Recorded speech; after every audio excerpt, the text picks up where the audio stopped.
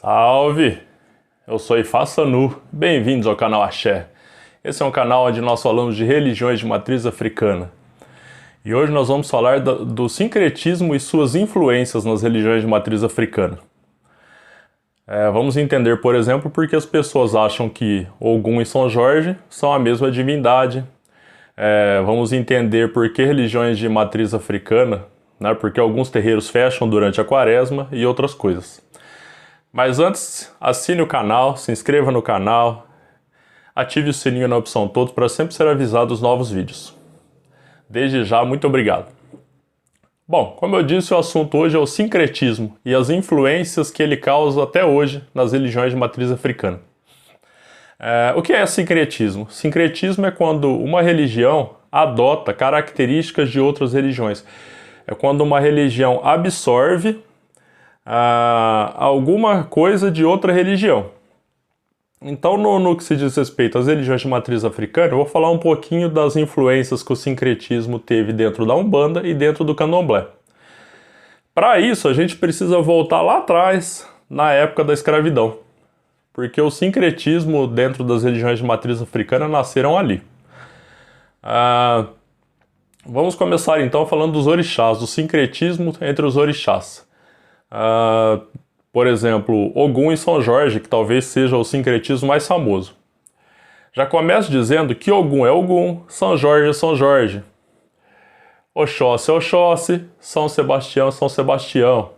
Iansã é Iansã, Santa Bárbara é Santa Bárbara, e assim por diante. Então não são a mesma divindade, não são o mesmo santo.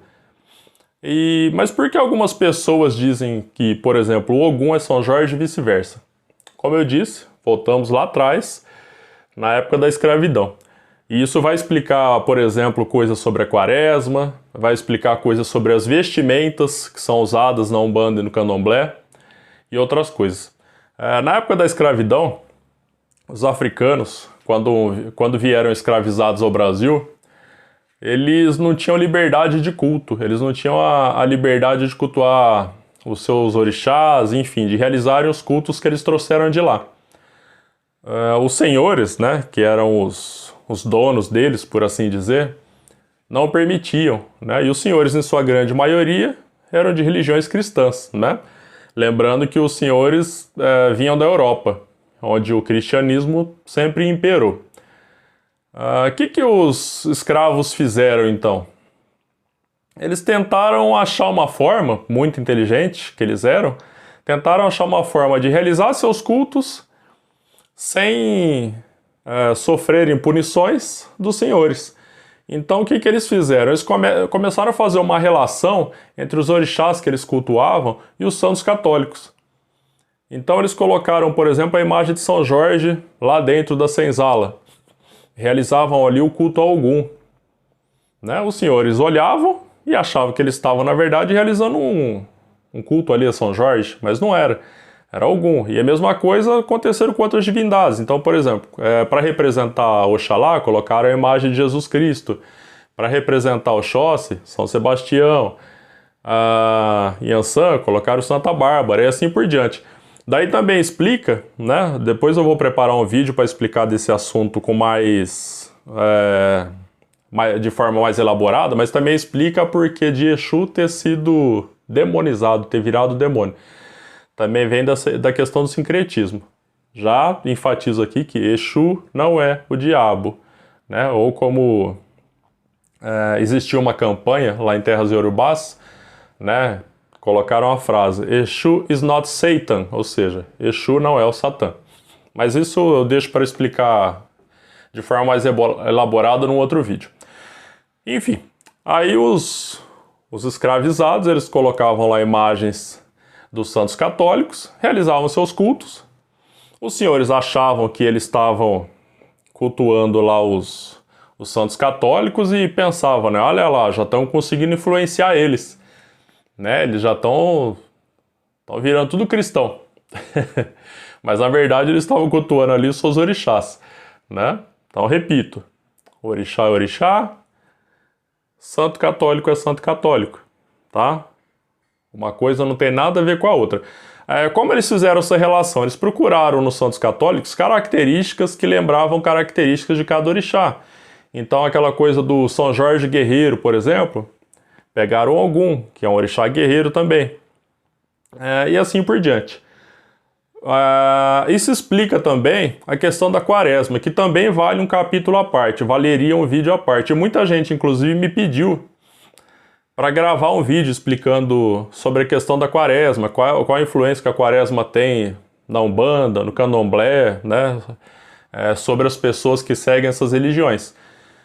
Vou deixar mais para frente para fazer um vídeo também bem elaborado, mas vou explicar aqui de forma resumida a questão da quaresma, porque alguns terreiros fecham durante a quaresma, não são todos.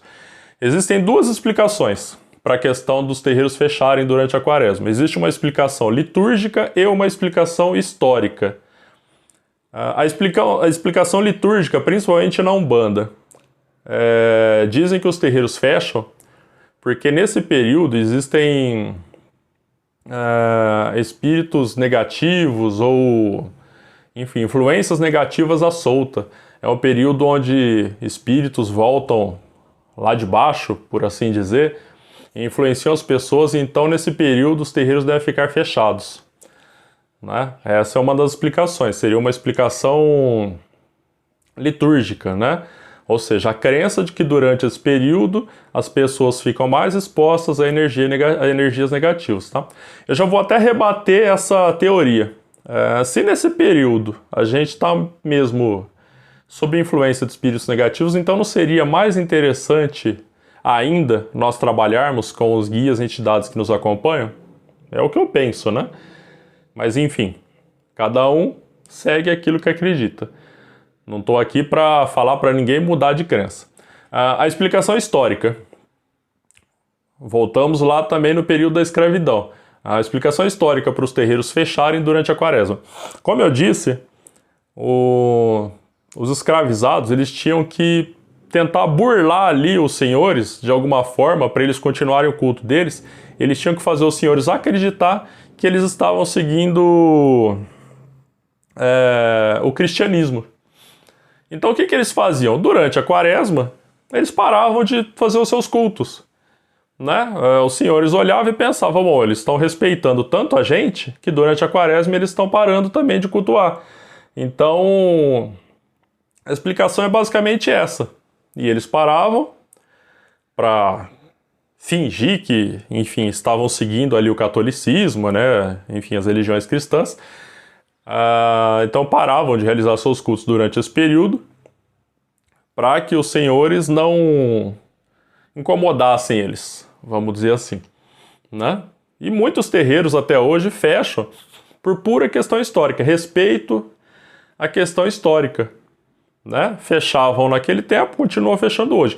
Muitos com o tempo pararam de seguir isso, né? Posso citar aqui, por exemplo, o Ilê Axé Opô Afonjado, Salvador, na Bahia, que é um dos terreiros mais antigos e tradicionais do Brasil. Desde o tempo de Mãe Estela, de Oxóssi, Iaka Iodê, eles pararam com praticamente tudo que é relacionado ao sincretismo. Então, durante a quaresma, eles funcionam normalmente, pelas informações que eu tenho, né? Já tive, inclusive, a oportunidade de visitar lá. Eles pararam de fazer a relação dos orixás com os santos católicos. Outra coisa também que ainda muito terreiro faz, quando a iniciação, terreiro de candomblé no caso, quando há a iniciação de alguém, né? Quando há a iniciação de um iaô, esse iaô, ele vai assistir uma missa na igreja católica, né? Isso é feito ainda hoje por muitos terreiros de candomblé. Se você for, por exemplo, em Salvador, se você for lá nas igrejas em Salvador, é muito comum você ver lá a pessoa recém-iniciada, né, um dia após a sua saída, a sua feitura, elas vão assistir uma missa. Isso aí também vem da questão histórica, tá? Tem gente que acredita que não, que o iaô precisa ir lá receber uma bênção de Deus, mas volto a dizer, se a gente acredita nos santos, nos orixás, perdão, se a gente acredita na força de Olodumare, eu acho que não tem muito porquê visitar uma igreja católica, né? Então, mas enfim, mas muitos terreiros ainda seguem isso, de fazer essa visita. Outros tantos pararam com isso, porque hoje, por exemplo, não tem mais a escravidão, né? Pelo menos não de forma oficial, né? Então não tem por que seguir o sincretismo dentro do candomblé, principalmente. A Umbanda, como ela tem uma influência muito grande da Igreja Católica, essa relação entre os orixás e os santos católicos continua muito forte.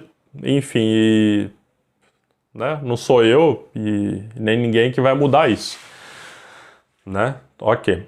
Outra coisa também, que talvez muitas pessoas nunca tenham se perguntado, a questão das vestimentas, principalmente aquela roupa de baiana que as mulheres usam no candomblé ou na Umbanda. Aquilo tem uma influência das mulheres dos senhores, das europeias. Se vocês pararem para reparar, são vestimentas europeias daquele período da história. Então a influência vem daí, né, das vestimentas.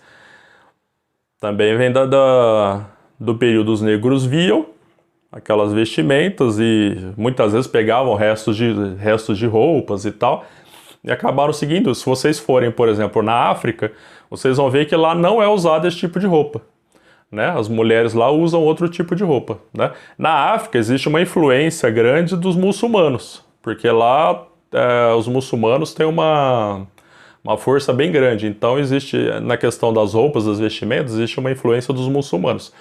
Já as baianas que são vistas no Brasil, aquelas roupas, né, bem armadas, com aquele monte de coisa, já é uma influência europeia, né? Apesar que hoje em dia já tem muita gente que nem isso segue mais também. Aliás, tem gente que até exagera, né? Por exemplo, hoje você vê mulher com roupa decotada, dentro aí né, dos xirês de candomblé, com o braço de fora, e para muita gente isso é falta de respeito. Como eu disse, né, vai de cada um, vai do que o seu sacerdote ou sacerdotisa orienta. Não cabe a mim dizer se você está certo ou errado de fazer dessa ou daquela forma. Então o sincretismo é isso. É a relação que uma religião tem com a outra, no sentido de absorver algumas características. Ok? Espero que tenha entendido, espero que eu tenha deixado claro algumas coisas sobre o sincretismo. Questão da quaresma também, que muita gente me pediu explicação, né, até porque nós estamos no período da quaresma. Então tem essas duas teorias, a questão histórica, né, que os escravizados paravam de cultuar durante o período da quaresma para não desagradar os senhores, e tem a questão litúrgica, onde muitos acreditam que nesse período nós estamos mais expostos a influências negativas, né, influências espirituais negativas. Tá? Eu acredito mais na questão histórica, tá? Mas respeito quem acredita na outra questão das influências, dos espíritos negativos e coisas do tipo. Tá? A minha opinião sobre tudo isso é que hoje a gente pode se desligar um pouco dessa questão do sincretismo. É claro, a gente deve respeitar a história das religiões de matriz africana, mas hoje a gente pode se desligar um pouco disso. A gente deve entender que orixá, santo é santo. Tá? Na questão da Umbanda, é muito importante falar que a Umbanda também acredita nos santos católicos, tá? Não é que não acredita, a Umbanda também acredita nos santos católicos. Então dá pra ir, né, o bom da Umbanda é que dá pra gente rezar pro orixá, dá pra rezar pra um santo católico. Lembrando que a influência ou melhor dizendo, a Umbanda tem influência do espiritismo, do catolicismo, do candomblé, né, e algumas vertentes até de outras religiões. Espero que tenha sido claro, espero que tenham gostado. Deixe aqui seu like, compartilhe esse vídeo com outras pessoas, né? Vamos disseminar informações. Se você tem alguma dúvida sobre a questão do sincretismo, deixe nos comentários. E desde já agradeço a atenção que você me deu. Gratidão, axé.